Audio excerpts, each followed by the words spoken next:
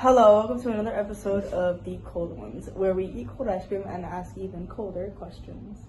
Today I have with my guest, Aiden Oglesby, who is the cinematographer and editor of the new hit movie, The Occult.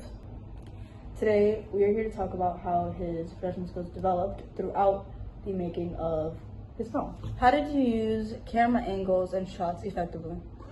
I use camera angles like close-ups to help really capture and emphasize the emotion on the victims' faces as they're spiraling down this rabbit hole that is already going to be set up in the opening.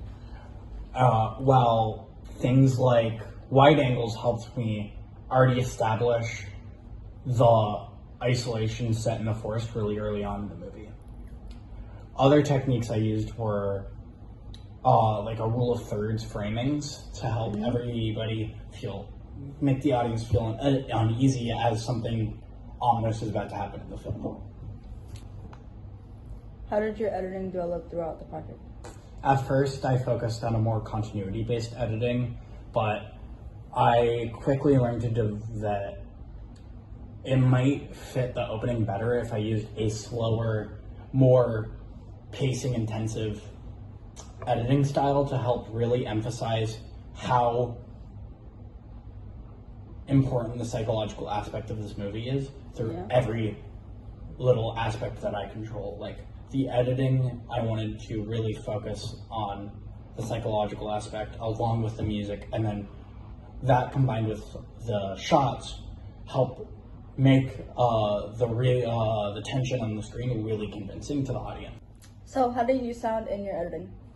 I used sound like non-diegetic drones and purposely placed silence in both just the background of the film, but also the soundtrack to really help emphasize the psychological tension of the film and what's going on in the opening. I got influenced particularly by the psychological horror movies where they use sound more as a way to express and emphasize internal fear rather than external action and external tension. So, what did you learn overall during the making of this film?